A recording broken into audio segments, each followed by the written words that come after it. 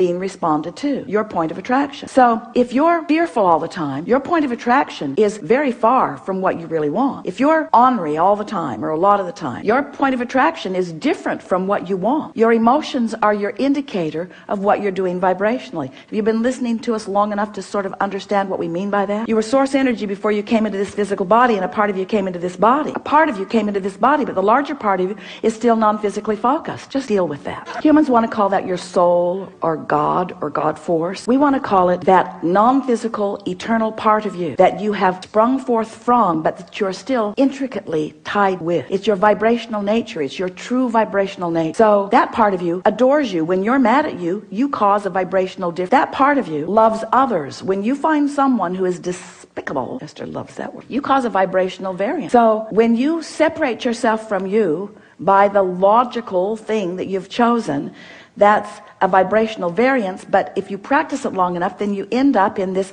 sort of habit of vibration. So we've been wanting to demonstrate that your point of attraction is like a sort of swirling state of being. It's a vibrational disc, sort of like the seven dwarfs. There was ornery, well, they called him grumpy, but same difference.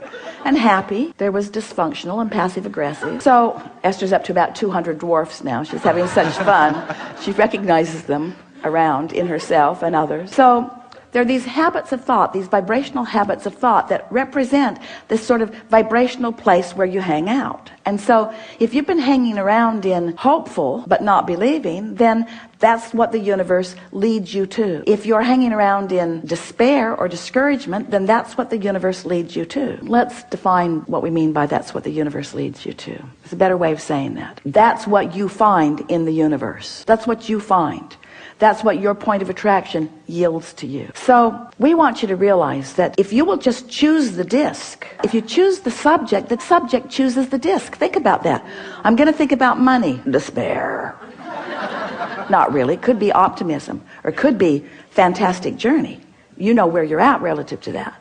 When you think about wanting a relationship that you've never known, but that you sense is there that you really want, and you feel lonely or the absence of it, loneliness is in a very different place than joy. So we're saying this to you more clearly than we've ever said it before. Choose the disc by the way it feels, not by the subject that you want to place on it. That's a good way of saying that, isn't it?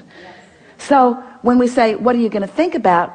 Your answer, if it's a really good answer, is anything that keeps me up here. Oh, well, are you going to think about the things that are important to you? No, that would take me down here. Because the things I really want, now we know, you know, we're playing with you because we see you progressing and having wonderful lives in many regards, but you know what we're getting at. Sometimes the things that matter to you most don't make you feel that good because the vibration that you've practiced isn't one of knowing or expecting. Every subject is like a big long stick, or a little short stick, doesn't matter. It's a stick, a really big long stick that has two ends on it. On one end of it is what is wanted, and on the other end of it is the absence of what is wanted. And so if you pick a subject where you've been practicing what you don't want, and you say, I'm going to set a goal about this, well, then what you've actually said is, I'm going to set a goal to practice a thought that's way down here, and I'm going to practice it, and I'm going to try, and I'm going to struggle, and I'm going to proclaim my goodness, and I'm going to keep score of where I am, sort of like the things that you were telling us, only we're exaggerating it dramatically, and life's just going to keep giving you the same thing. So you pick your disc by how you want to feel. This morning, Esther was in her sleeping room, and she could hear some children and parents moving through the hallway with great volume. And her first thought was, they should be quiet, people might be sleeping. And her next thought was, they're really having a good time. Now, which of those thoughts do you think was the best thought for Esther to think? They're really having a good time. Then Dad started singing. It was awful. The worst voice ever. But he was so joyful in his singing.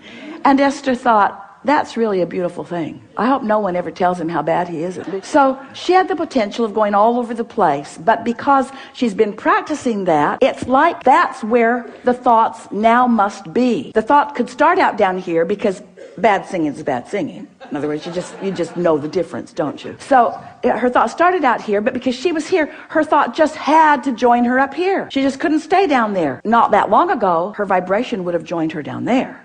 Now, Her thought is joining her vibration. Can you feel the difference? That's step 4. I've sustained my vibration long enough that everything in my universe has to join me where I am, or it's going to bounce right off of me. If it's going to join me, it's going to be where I am. I now have creative control of my environment. That's step. So let's just start really generally. So you've just awakened. You've heard everything that we've said. We know that you're internalizing it. The audience is with you. So what do you want to say now that you've awakened?